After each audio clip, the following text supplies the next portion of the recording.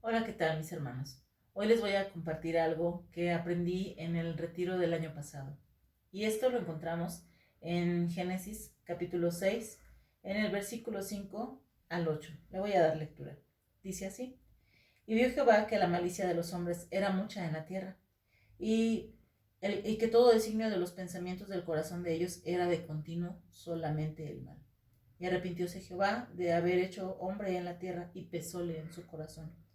Y dijo Jehová: Raeré los hombres que he criado de sobre la faz de la tierra, desde el hombre hasta la bestia, y hasta el reptil, y las aves del cielo, porque me arrepiento de haberlos hecho. Aquí encontramos esta condición de una malicia aumentada. Encontramos cómo dice que el pensamiento de los hombres era de continuo solamente el mal. Y si ustedes se dan cuenta, ese es algo que no dista mucho de lo que vemos en la actualidad.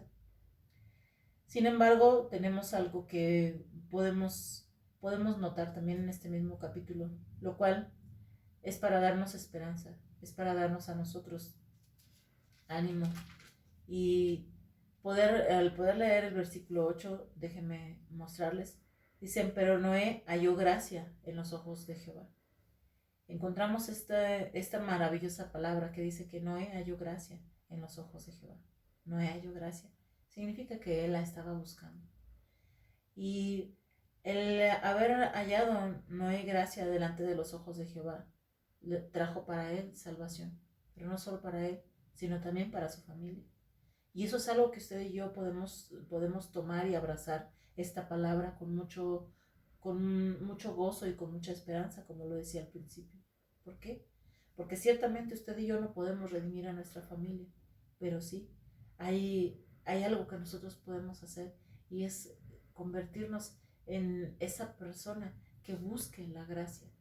Y no sabemos, tal vez por causa de esa búsqueda, por causa de ese corazón correcto como lo tenía Noé en este tiempo, también nuestra familia pueda ser alcanzada.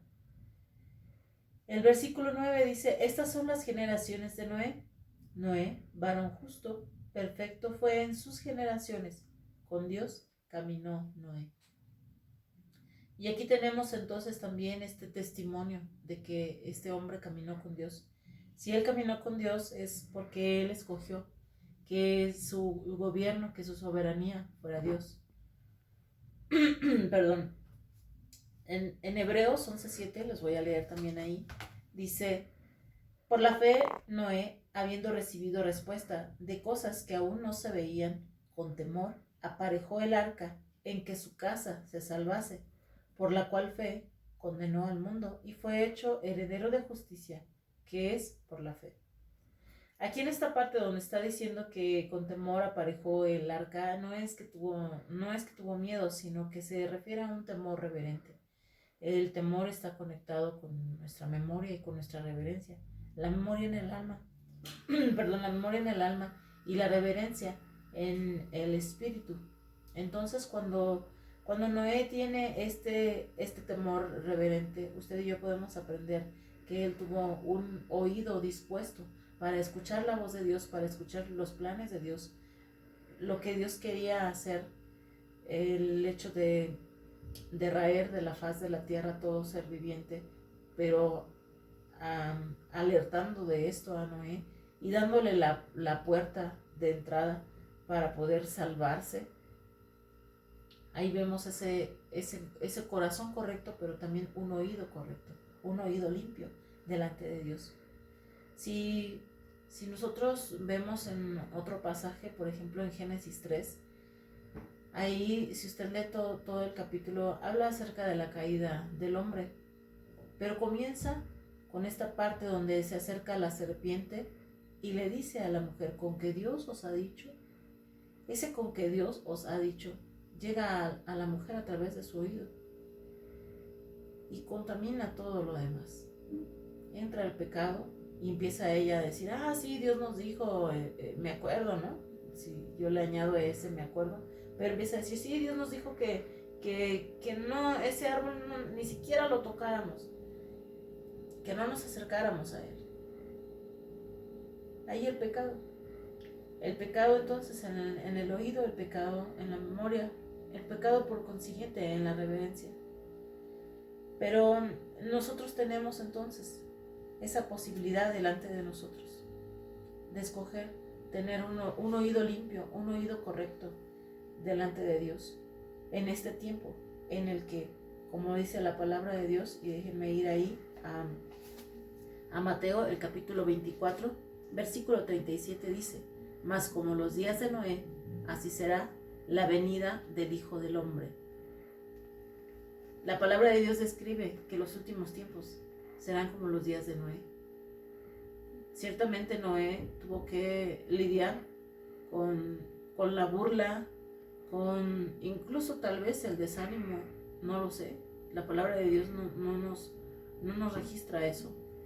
Pero es muy probable que en este tiempo de pandemia sí ha llegado a nosotros el desánimo, ha llegado el desaliento, ha llegado la desesperación, la prueba a nuestra fe, a nuestra perseverancia en el caminar con el Señor.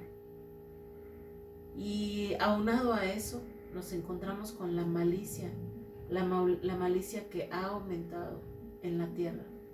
La lucha es fuerte, pero también la provisión de Dios es clara.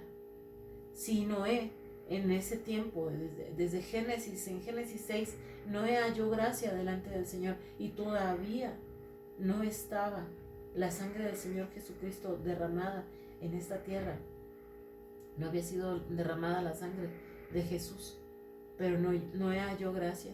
Quiere decir que usted y yo podemos hallar esa gracia si nosotros verdaderamente tenemos un corazón humilde y necesitado y nos acercamos así delante del Señor. Él nos va a recibir. Él nos va a enseñar esa puerta de la gracia. Y en el estudio de esos muebles en el tabernáculo, estoy retomando un poquito del Antiguo Testamento, cuando la gente tenía que venir y, por así decirlo, ellos hallaban gracia en el altar de sacrificio. Este podría representar el trono de la gracia y el arca del pacto, el de la misericordia. Si nosotros nos damos cuenta cuando esta palabra en Génesis donde dice que Noé caminó con Dios, eso quiere decir que Noé aceptó la soberanía de Dios. Se requiere de la soberanía de Dios para poder caminar con Él. Se requiere aceptar su gobierno para poder caminar con Él. Entonces Noé halló la gracia y encontró también la misericordia, la soberanía. Usted y yo también podemos hacer eso. Entre este y este mueble, por así decirlo, existe muchísimo espacio, existen también las huestes de maldad. Permítanme leerles aquí en Colosenses. El capítulo 2, versículo 14 dice: rayando la cédula de los ritos que nos era contraria, que era contra nosotros, quitándola de en medio y enclavándola en la cruz. Atención al versículo 5, dice: y despojando a los principados y las potestades, sacólos a la vergüenza en público, triunfando de ellos en sí mismo. Aquí nos está hablando de las potestades y de los principados, y dice que el Señor Jesucristo los avergonzó, los derrotó, triunfó sobre ellos, bendito sea el nombre del Señor, en la cruz del Calvario. Y entonces está mostrándonos también que estos principados, estas potestades están ahí impidiendo que nosotros lleguemos, están tratando de impedir que nosotros lleguemos. Lo notamos cada día. Simplemente basta con que queramos estudiar la palabra de Dios. ¿Y qué nos vamos a encontrar? Nos vamos a encontrar con muchísimas adversidades, con muchos obstáculos, con muchas cosas que tratan de distraernos para que nosotros no logremos ese propósito. Lo vemos cada día. En la vida cotidiana nos encontramos con estas cosas. No es que nos tengamos que esperar a salir a la calle siquiera. En nuestra casa nos encontramos con esa lucha y podemos ver lo tangible que es ese mundo espiritual en donde se encuentran estas huestes de maldad, impidiendo que nosotros nos acerquemos al trono de la misericordia. Todo esto está aquí. Pero lo que nos va a llevar a llegar ahí, o la puerta de entrada, es el trono de la gracia. Es que usted y yo vengamos con un corazón correcto y le digamos al Señor: yo quiero tener una buena memoria, quiero acordarme. Y yo le invito, acuérdese del día en que usted aceptó al Señor Jesucristo. Comencemos por ahí. Acuérdese de cómo el Señor lo sacó del lodo cenagoso. Yo me acuerdo, y esto es un gran motivo de decirle al Señor que mi memoria siga siendo correcta delante de ti. Acordémonos de lo que Él ha hecho por nosotros, de sus milagros, de sus maravillas, de cómo nos ha sacado de esa condición pecaminosa, y sigue haciendo ese trabajo. No es que ya seamos perfectos, pero sigue haciendo ese trabajo en nosotros. Entonces nos podemos acordar. Y si usted no ha aceptado al Señor Jesucristo y está escuchando este mensaje, no es casualidad. Déjeme decirle que acabamos de leer cómo el Señor Jesucristo es aquel que trajo la victoria para nosotros a través de la cruz. A través de esa sangre santa y limpia que fue derramada, el Señor Jesucristo pagó el precio que nosotros no podíamos pagar de ninguna manera. Si nosotros hubiéramos ido a la cruz, merecido nos lo teníamos y nadie habría sido redimido. Era el pago justo por nuestro pecado. Pero el Señor Jesucristo quiso derramar su sangre santa y limpia para que usted y yo podamos encontrarnos con el trono de la gracia. Él es esa puerta.